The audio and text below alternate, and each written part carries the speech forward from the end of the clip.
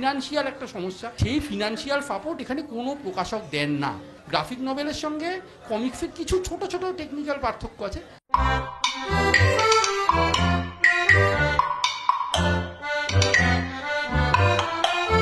এরা যে শিরোনামে লিখছেন কমিক্স এবং গ্রাফিক নভেল, আমরা একটা সাধারণ কনসেপশন থেকে এই দুটো জনরকে আলাদা করে দেখি, দুটো সংরূপকে আলাদা করে দেখি, সেটা কতটা তোমার যুক্তিসঙ্গত বলে মনে হয়, এক। আর দুই, যে আক্ষেপের কথা শঙ্খদার কথায় পাচ্ছি আমরা, এপার বাংলার কমিক্স এবং গ্রাফিক নভেলের হিসেব দেখলে যে আক্ষেপটা ভীষণভাবে সত্যি সত্যি বাস্তব বলে মনে হচ্ছে, তুমি একটু দুই বাংলা মিলিয়ে বলো যে সেই আক্ষেপের কথাটা কোথাও কম্পেনসেটেড হয় কি না। হ্যাঁ, আমি সেটাই বলছি যে একদম শেষের কথাটা সবচেয়ে ইম্পর্টেন্ট। এবং এখানে যে লেখা আছে বাংলা কমিক্স শিশু পাঠ্য হয়েই থাকবে, আমি জানি না অনেকেই হয়তো যারা আমার এইটা লাইভ দেখছেন বা যারা এখন আছেন, তারা বাংলাদেশের কমিক্স কিন্তু অত্যন্ত দ্রুত, যেটা আগে বলা উচিত, পরে কমিক্স ও গ্রাফিক নভেল নিয়ে বলছি, অত্যন্ত দ্রুত ভয়ানকভাবে উঠে আসছে এবং উঠে এসেছে। আমরা যদি দেখি মোটামুটি 70-এর দশকে ওদের উন্মাদ বলে একটি পত্রিকা বেরিয়েছিল, যেটা ম্যাডের মতো, এবং তারপরে পরবর্তীকালে তারিকুল ইসলাম ওদের ওখানে কল্পদূত বলে 80-র দশকেই, যদ্দূর আমার মনে পড়ে 80-র দশকে কিংবা আর্লি 90s, শুধুমাত্র কমিক্স ডেডিকেটেড একটা প্রকাশন খুলে বসেছিলেন। আমরা কিন্তু তখনও সেটা পারিনি, যেটা বাংলাদেশ পেরেছে। বাংলাদেশ যেটা করেছে, ক্রমাগত প্রচুর আর্টিস্টকে নিয়ে দিনের পর দিন একটা কমিক্স ইন্ডাস্ট্রি গড়ে তুলেছে। এবং এখন যেটা নাকি উন্মাদ এবং ঢাকা কমিক্স মিলে মেহেদি বা নাসরিন সুলতানা মিতু ইত্যাদিরা যেটা করছে, সেটা হচ্ছে আমাদের বাংলা, মানে এ বাংলায় যেটা হয়নি ও বাংলায় সেটা একদম চোখের সামনে দেখেছি, যেহেতু ওদের সঙ্গে আমার পরিচয় আছে। বাংলাদেশে কমিক্স ইন্ডাস্ট্রি আছে এবং ওরা প্রত্যেক বছর 3-4টে প্রকাশন আছে যারা প্রত্যেক বছর একটা করে বই বের করে। তা গত বছর ওরা একটা মোটা বই বের করেছিল প্রতিবাস্তব নামে। তা সেই প্রতিবাস্তবটাকে যদি আমি খুলে দেখি, তাইলে আমরা একটা খুব অদ্ভুত জিনিস দেখতে পাবো, মানে যেটা মানে অবাক করা ব্যাপার। সেখানে একটি সাক্ষাৎকার আছে। সেই সাক্ষাৎকারে আমাদের এপার বাংলার একজন আর্টিস্ট লিখছেন যে আমি এই সময় পত্রিকায় কিরাত অর্জুন বলে একটি কমিক্স করেছিলাম, এবং সেই কমিক্সটি করার পরে এপার বাংলার কেউ সেটাকে খুব একটা পাত্তা দেয়নি। আমি খুব আহত হয়েছিলাম এবং পরবর্তীকালে আমি ইংরেজিতে কাজ শুরু করি, এবং সেই ব্যক্তি আমার পাশে বসে, সে বাংলাদেশে লিখছে, সে বাংলাদেশে তার মানে অবাক কাণ্ড, বাংলাদেশে তার প্রায়, আমার যদি খুব ভুল না হয়, তার 15 পাতার একটা বিরাট সাক্ষাৎকার আছে সেই বইটাতে, যেই মানে সাক্ষাৎকারটা পড়লেই যে কোনো কমিক্স আর্টিস্টের এবিসিডি হওয়া উচিত সেই লেখাটা। কিন্তু সেটা বেরোচ্ছে কোথা থেকে? সেটা বাংলাদেশ থেকে বেরোচ্ছে। সুতরাং বাংলাদেশ এখন কমিক্সটাকে ফিরিয়ে নিচ্ছে। বাংলাদেশের অ্যাড্রিয়ান অনিক এক একটা উপন্যাসকে, নাবিল মুতাফিমের এক একটা উপন্যাস, যার প্রত্যেকটা 250 পাতা, 300 পাতা, 450 পাতা, 450 পাতার একটা উপন্যাসকে ওরা বই বানাচ্ছে, এবং সেই বই আমি গ্যারেন্টি দিয়ে বলছি 1 মাসের মধ্যে আউট অফ প্রিন্ট হয়ে যাচ্ছে, তারা আবার ছাপছে। বাংলাদেশের ঢাকা কমিক্স কোথায় পাওয়া যাচ্ছে? বাংলাদেশের ঢাকা কমিক্স পাওয়া যাচ্ছে শপিং মলে, যেখানে লোকজন জামা কাপড় কিনতে আসে, তার পাশে লোকে দাঁড়িয়ে কমিক্স কিনছে। বাংলাদেশের ঢাকা কমিক্স পাওয়া যাচ্ছে খাবারের দোকানে, লোকে খাচ্ছে যাচ্ছে, এক্সট্রা যদি 20 টাকা বেঁচে থাকে সেই 20 টাকা দিয়ে কমিক্স কিনছে। সুতরাং এবং তার বিষয় যদি আমরা দেখি, প্রথম দিকের যদি আমরা সেই লাইলি বা ইত্যাদি জাতীয় কমিক্স আমরা দেখি, দেখবো যে সেটা অনেকটা সত্যি কথা, মানে ততটা ম্যাচিওর ছিল না। কিন্তু ওরা যেটা করেছে একের পর এক, মানে আমি খুব স্পেসিফিক্যালি বলছি, 2005 থেকে 2010, 11, 12, 13, বিশেষ করে 15 অবধি যদি আমরা দেখি, ওরা প্রচুর বিদেশি কমিক্স, ডিসি এবং মার্ভেলের প্রায় গল্প নিয়েছে এবং আর্টের স্টাইল নিয়ে পরিষ্কার স্টাইল নকল করে একের পর এক কমিক্স বানিয়ে গেছে, এবং সেগুলি ওরা বেঁচে গেছে। করতে করতে এখন যেটা হয়েছে, ওদের নিজের স্টাইল ডেভেলপ করেছে, নিজেদের গল্প তো ওদের ছিলই। এবার ওরা কি করছে, ওদের দেশের যে প্রাপ্তমনস্ক গল্পগুলি, এবার আর্টিস্ট কি তৈরি হয়েছে, এই 10 বছর ধরে তাদের আর্টিস্ট তারা তৈরি করেছে, তারা ইন্ডাস্ট্রি তৈরি করেছে। এখন তারা পারছে, কিছুদিন আগে যে কেউ ঢাকা কমিক্সের পেজে গেলে দেখতে পাবেন, তারা একটা মোটা কমিক্স কালেকশন বার করছে, যার প্রত্যেকে মহিলা আর্টিস্ট। আমরা এই বাংলায় ভাবতে পারি একটা মোটা কমিক্স কালেকশন বেরোচ্ছে যার প্রত্যেকে মহিলা আর্টিস্ট। ওদের একটা প্রজেক্ট চলে, প্রজেক্ট টিকিটালিক, সেখানটা বাংলাদেশ গভর্নমেন্ট এটাকে সাপোর্ট করছে। ঢাকা কমিক্সের সঙ্গে যেটা হচ্ছে সেটা হচ্ছে প্রজেক্ট টিকিটালিকে কী হচ্ছে, বাচ্চাদের যারা নাকি ক্লাস 8, 9, 10-এর বাচ্চা, তাদের নিউটনের প্রথম সূত্র, নিউটনের দ্বিতীয় সূত্র, তৃতীয় সূত্র, এই 3টে সূত্র কমিক্সের মাধ্যমে শেখানো হচ্ছে, যেটা সরকার এটাকে সাপোর্ট করছে, সেই বইয়ে সরকার ছাড় দিচ্ছে।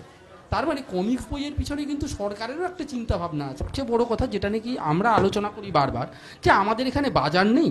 কমিক্স ও গ্রাফিক্স বলে একটি ম্যাগাজিন আমরা বার করতাম, তাতে আমিও ছিলাম এবং ও ছিল, শ্রুতি গোস্বামীও ছিল। সংখ্যক কমিক্স বেরিয়েছে, এই মোটামুটি 4 জনের মধ্যে 4 জন, সুযোগদারও বেরিয়েছে, হয়ে গেল 4 জনেরই বেরিয়েছে। তা সে তার যে মূল টিমটা ছিল সেই টিমে আমি একজন ছিলাম, যে কজন ছিল তার মধ্যে আমি একজন ছিলাম। তা এইবারে সেখানটায় যেটা আমরা দেখতে পেলাম, যখন করতে যাওয়া হচ্ছে তখন একটা সমস্যা বলা হচ্ছে যে আমাদের এখানে আরে বাজার নেই, পাবলিক নেই, লোকে খাবে না, লোকে করবে না। সেই জায়গায় কিন্তু ওখানে ওরা বাজারটাকে তৈরি করেছে, মানে কি, যে তোমার কাছে মানে বাজারটা তৈরি, মানে বইটা তৈরি করে তোমার কাছে ফেলে দিলাম। অ্যাড্রিয়ান অরিকরা একটা 250-350 পাতার কমিক্স বই তৈরি করে ফেলে দিল। এবার পড়লে পড়, না পড়লে তুই দেখ, তুই মিস করছিস। এবং সবচেয়ে বড় কথা, এই যে একটা ব্যাপার হয়েছে আমাদের এই জেনজি কথার মধ্যে আছে FOMO, fear of missing out. গোটা কমিক্স বাংলাদেশে চলছে ফিয়ার অফ মিসিং আউট। ওরা বইটাই তৈরি করে, এই বইটা নিচ্ছেন না, ঠিক আছে, এটা আপনার প্রবলেম, আপনি মিস করছেন, আপনি জানেন না কি পাচ্ছেন না। এবং ভয়ঙ্কর ওদের কমিক্স নিয়ে এখন, সত্যি কথা তুমি দেখবে ওদের কমিক্স নিয়ে গোটা ব্যাপারটাই এরকম হয়েছে। আসল প্রশ্ন যেটা ও করেছিল কমিক্স আর গ্রাফিক্স নভেলের পার্থক্য। সুতরাং এই যে কথাটা আছে না, এই যে বাংলা কমিক্স, এটা বাংলা কমিক্স হবে বলে মনে হয় না। আমার মনে হয় এপার বাংলার কমিক্স হলে একটু বেটার হবে আর কি। তার কারণ এপার বাংলায় সত্যি কথা সুযোগ দ্বারা চেষ্টা করছেন, কিছুদিন আগে কম কথা বলে একটা বার করলেন, কিন্তু ওই ফিনান্সিয়াল একটা সমস্যা, সেই ফিনান্সিয়াল সাপোর্ট এখানে কোনো প্রকাশক দেন না। এবং যদিও করেন সেটা কিন্তু ওই একটা ক্রাঞ্চ। এবং সবচেয়ে বড় কথা, এখনও পর্যন্ত আমাদের এখানটায় ভাবা হয় যে কমিক্স শিশু পাঠ্য, কমিক্স বাচ্চা, ওদের মার্কেটটাই পুরো বাচ্চাদের মার্কেট। মানে বাচ্চাদের দুধ বড়রা খাবে না সেরকম ব্যাপার, আমুল স্প্রে বাচ্চাদের মার্কেট এরকম। যদিও বড়রা চায়ের মধ্যে ঢেলে খাচ্ছে, কোনো সমস্যা নেই। এবার যাই হোক, কমিক্স আর গ্রাফিক্স নভেলে আদৌ কোনো পার্থক্য আছে নাকি শ্রুতি জিজ্ঞাসা করলো, ওই বিষয়ে একটুখানি 1 মিনিট বলি। সেটা হচ্ছে গ্রাফিক নভেল টার্মটা অনেক পরে এসছে, 70-এর দশকে। 1978 সালে উইল আইভনার বলে এক ভদ্রলোক ছিলেন, তিনি একটি বই বার করেছিলেন। বইটার নাম হচ্ছে the contract with God and other 10 men stories. এবার সেই বইটা উনি যখন ব্যারোনেটে বেচতে গেছিলেন, তার পিছনে অনেক ঘটনা আছে। ওনার মেয়ে মারা যায়, উনি প্রচণ্ড দুঃখে ভেঙে পড়েন, এবং সেই সব গল্প, সেসব বেদনা, একটু আগে অঞ্জন দত্ত বলছিলেন যন্ত্রণার কথা, সেই যন্ত্রণা সেসব মিলিয়ে মিশিয়ে তিনি একটি লেখা তৈরি করেন, একটি কমিক্স তৈরি করেন, যেখানে প্রচলিত কমিক্সের অনেক ধ্যান ধারণা তিনি ভেঙে দিয়েছিলেন। এবার ব্যারোনেটের কাছে যখন যান, ব্যারোনেট, এখানে একটা মজার ব্যাপার আছে, ব্যারোনেটের কাছে যখন যান, ব্যারোনেট বলেছে আমরা ছাপি না, আমরা কমিক্স ছাপি না। তা তখন ওর মাথায় এলো, বহু বছর আগে রিচার্ড কাইল বলে এক ভদ্রলোক, তিনি একটা ফ্যান লেটার পাঠিয়েছিলেন। সেই ফ্যান লেটারে লিখেছিলেন একটা বিভিন্ন কিছুর মধ্যে একটা শব্দ লিখেছিলেন গ্রাফিক নভেল। তা তখন আইভনার এরকমভাবে ব্যাপারটা পিচ করেন যে আপনারা কি ছাপেন তাহলে? বলে আমরা নভেল ছাপি। বলে আরে এটা তো সিকোয়েন্সিয়াল আর্ট, আমি গল্পই বলেছি, শুধু ছবিতে গল্প বলেছি, আপনারা নভেল ছাপেন তো আপনারা নভেলই ছাপুন, কিন্তু এটা হচ্ছে ছবিতে আঁকা নভেল আর কি। তো এই করে উনি ওটা পিচ করেন, এবং তারপরে গ্রাফিক নভেলটা চলতে থাকে। যদিও গ্রাফিক নভেলের সঙ্গে কমিক্সের কিছু ছোট ছোট টেকনিক্যাল পার্থক্য আছে। কমিক্স অনেক কি বলবো, অনেক কনফাইভ হয়, অনেক মুহূর্তকে বেশি ধরে। গ্রাফিক নভেল অনেক মানে অনেক ব্রড। কিন্তু আর এখন বেশি সময় নেব না, এইটুকু জানলেই হবে আর কি, একা অনেকটা বলে ফেলেছি।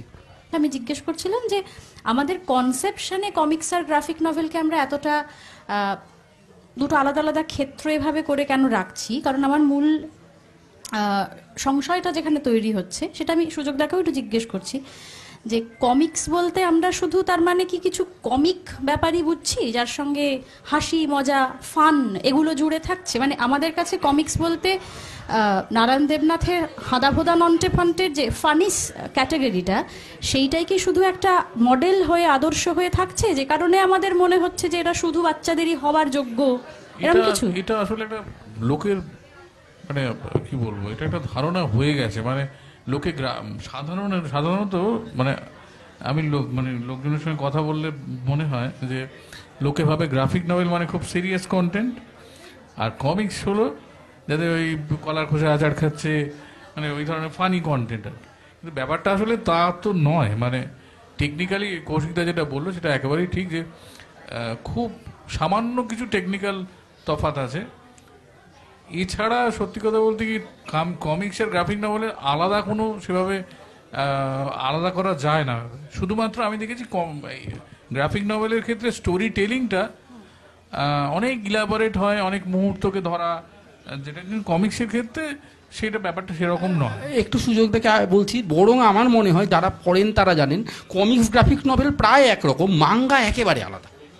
মাঙ্গাটাকে বরং সম্পূর্ণ আলাদা করে দেওয়া, একেবারে আলাদা। কমিক্স আর গ্রাফিক নভেল প্রায় এক, মাঙ্গা কিন্তু সব দিক থেকে আলাদা। এইটা নিয়ে একটা আলাদা সেশন করা যায় যে কেন কমিক্স আর গ্রাফিক নভেল একরকম আর মাঙ্গা সম্পূর্ণ আলাদা।